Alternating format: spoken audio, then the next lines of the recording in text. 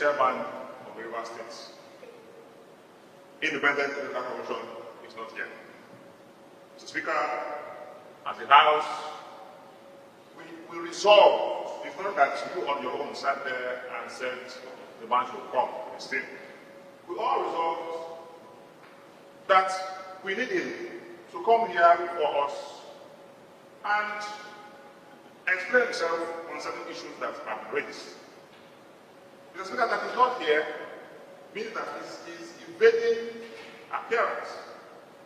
I don't know what he's guilty of, and I don't know what he's running from. Mr. Speaker, it's an insult on this institution, and it is an insult on the Rivers people. Mr. Speaker, recall that when you were talking about, when you were giving your closing remark on the resolution, and even when the resolution was issued, the closing remark there was that if he refuses to appear, the House shall issue a warrant of arrest. Mr. Speaker, we are aware that staff of the House of Assembly, not even Korea, the clerk and his team went to the office to deliver this letter, and it was so delivered. It is in almost all national dailies. I saw it on the TV. So they cannot feign ignorance. Mr. Speaker, I think this shall not go taken too far. Mr. Speaker, I think it's time for the House to invoke its powers as enshrined.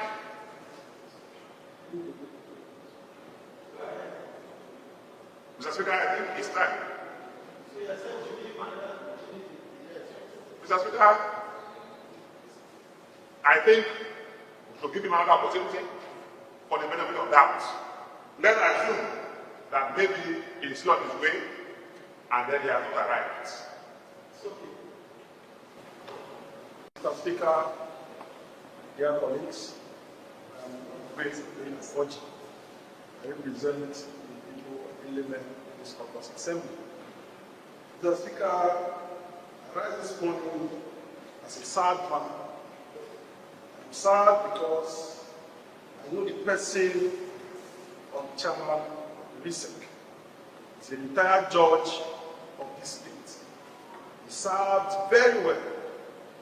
He's worrisome because this house cleared him. He was appointed by the former governor and happened to be in the 9th Assembly, where he appeared before this assembly. He promised this assembly that he will obey the laws of this state, he will work according to the Constitution of the Federal Republic of Nigeria. And he's very much aware that this house has the power to invite any agency, chairman or members. And I'm also aware that he knows that he has been served properly through the electronic media. So it baffles me why he will not appear. So he was also served in his office. We saw a video crowds where our people served him from this office. So, Mr. Speaker, I am still thinking that he will be on his way. Knowing who Nnabele is, I don't believe that wherever he is and he will be, he will want to turn down the invitation of this house. That's how we plead, because the interest of River State is what is important to us. My colleague in our last sitting said, we are not insulting anybody. All we are doing is for the best interest of River State. And if we want to see a chairman of a particular commission, it is to ensure and hear and find out and advise for the best interest of the state. Nobody is particularly interested in who Justice Nnabele is at the time. What we are interested in is the interest of River State.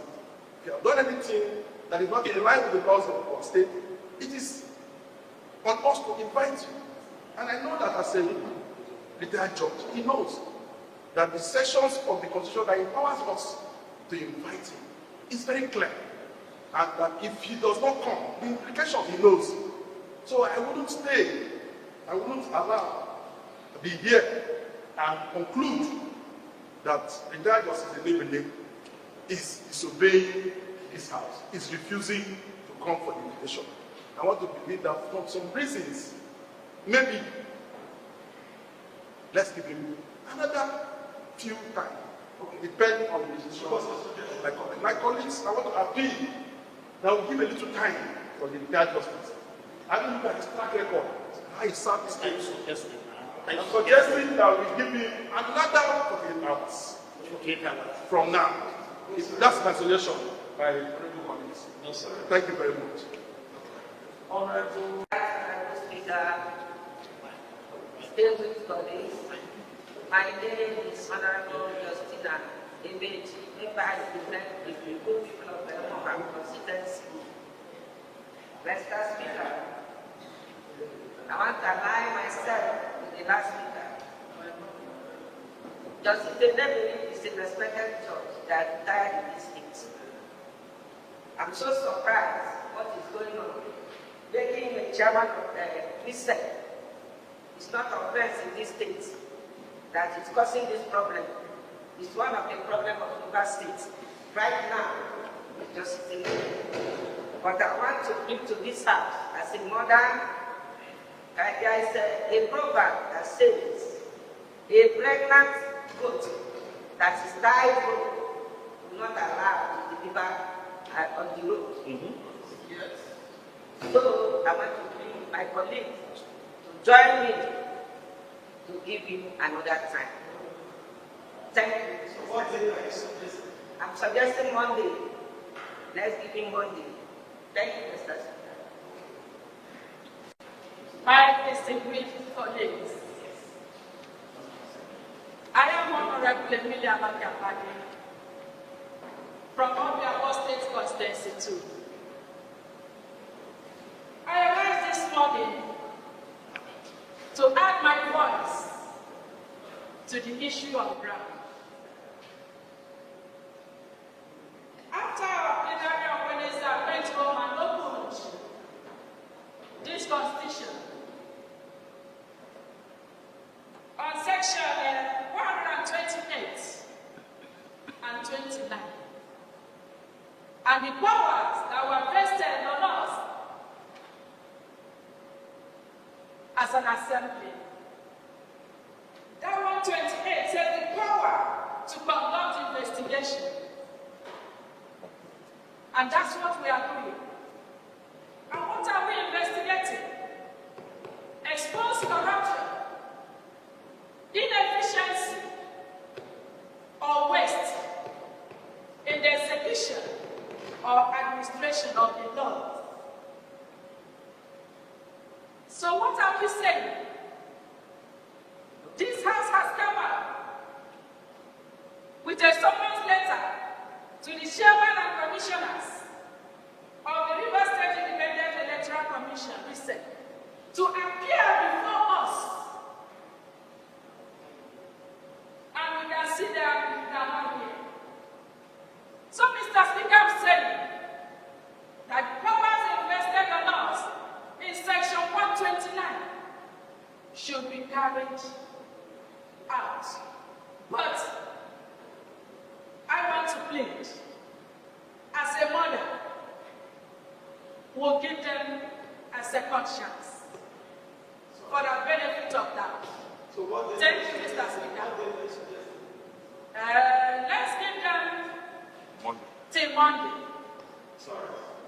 Thank you. Mr. Speaker, distinguished colleagues,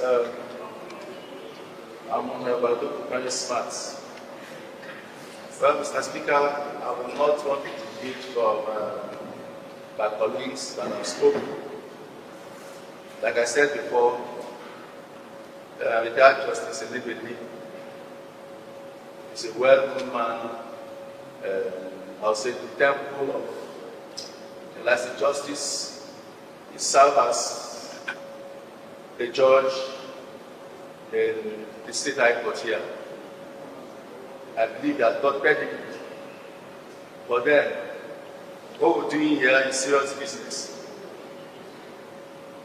In your intro, before we started, we like you said, we're elected here by people to make laws and to make sure things are properly done in accordance. I think one thing people have, forgotten to understand, or have not come to understand in the business of governance is the legislative arm is an arm of government that is so independent. So I think because of the kind of, governments who pass, or maybe they pass the executive and the legislative arm and having good rapport, people have not come to understand the differences between both. So for me, I believe that's one of the reasons people have not taken this arm so serious. Having said that, like I said earlier, I would not want to articulate from what my colleagues have said. Dele is a well-known man. Dele, of course, ought to have known the repercussion of what he's trying to do by not complying or responding or appearing to our invitation. Like they've said, we should give you some time. Maybe he hasn't, laid his hand on the invite or the invitation, but I read all the dailies I went through, I also saw it. And of course, it's all over the, I don't want to talk about social media, all over the television stations. So it's so obvious that's gone down, that's really been circulated. So let us, again, give him another chance. I'm saying let us give him another chance. I'm not going to be specific. Because if we give him another chance and he refuses to comply, I know I'm not the speaker, I don't have the power to put it, but I want to say to this House that we exercise our power. Thank you, Mr. Speaker. Thank you so much.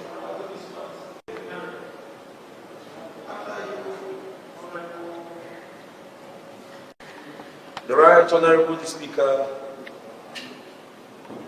very distinguished colleagues of the 10th Assembly. Mr. Speaker, I want to first of all commend the compassionate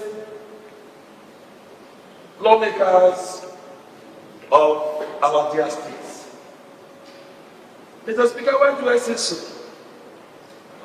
For the interest of Rivers people,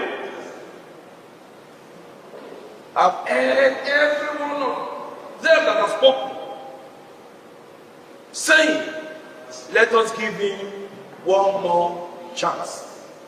Mr. Speaker, and everybody concord.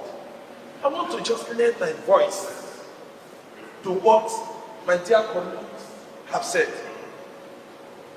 Mr. Speaker, I want to say that a stitch in time saves 9. I don't want us to bother about this, bother ourselves with this issue. As many have spoken, I want to plead to other members and let us give him till 72 hours. 72 good hours to see. That is Monday. If we come. If it doesn't come, the gods are not to blame. Thank you, Mr. Speaker. And the commissioners of the Rivers State Independent Electoral Commission. Honorable members are indeed correct that we're empowered by Section 128 of the 1999 Constitution as amended to invite anybody, particularly those who are in the public service of Rivers State, to appear before this August Assembly to brief the House or answer questions regarding their conduct in office. Letters were sent to the chairman and the commissioners of the Rivers State Independent Electoral Commission. We have it in good authority that the letter was received by their office, and the office of the clerk went an extra mile in line with the resolution of this House to publish same in the print media. It's also there in the electronic media. Today we expected to see them, but they failed to appear before this August Assembly. We have listened to members who have pleaded that we give them another opportunity, give them another chance to oblige this House with their presence in line with the Constitution and extant laws of the Federal Republic of Nigeria. I want to say that all the members have said that we extend or give them another opportunity is carried, but we'll put it to vote. We'll put it to vote so that one way or the other this House will decide whether to give the chairman of the Rivers State Independent Electoral Commission and the commissioners up till Monday, the 10th day of March 2025, to appear before this House. And going by the motion moved by the Deputy Speaker, that if they fail to appear on Monday,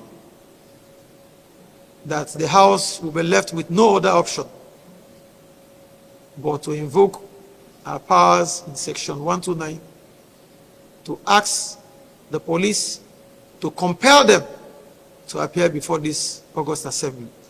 On that note, let me put the question.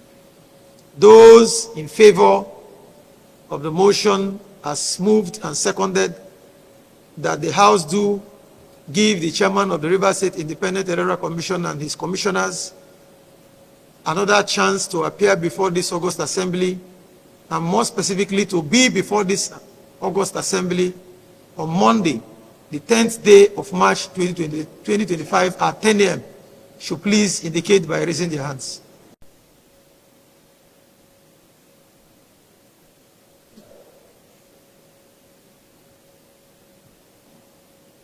Against? Abstention? Distinguished colleagues, those for 25, against, nil, abstention, nil. By these voting, honorable members, this House has resolved that the chairman and the commissioners of the Rivers State Independent Electoral Commission have another chance to appear before this August Assembly, and more specifically, they are now given a new date, which is the 10th day of March 2025 at 10 a.m. to appear before this August Assembly to answer questions pertaining to their conduct in office as chairman and commissioners of the Rivers State Independent Electoral Commission. On the other paper, but before we adjourn, let me also say that the leader of the House did inform us that the letters we sent to the governor, particularly the one that has to do with the resolution asking him to present the 2025 appropriation bill, was properly delivered to the governor. It's also there in the print media. Again, the office of the clerk and of course the Chairman House Committee on Business and Rules have also confirmed to this August Assembly that the letter addressed to the governor for him to submit list of his nominees for appointment as commissioners into the Rivers State Executive Council, following the fact that 19 of those in the Executive Council are impostors who are not commissioners but parading themselves, that particular letter has been delivered to the governor, and the governor has not responded to this assembly. Honorable members haven't deliberated on this matter. The House has taken legislative notice of the refusal of the governor to bring the 2025 appropriation bill, and of course to submit his list of nominees for appointment as commissioners, given that he does not have the 19 commissioners which he is parading in the State Executive Council. On that note, members have also resolved that we will take the appropriate action as our response to the governor's refusal to abide by the provisions of the 1999 Constitution, more specifically Section 192 in the case of the rest of the commissioners and Section 195, subsection 1 of the 1999 Constitution as it has to do with the office of the Attorney General and Commissioner for Justice. Madam members, that's the resolution of this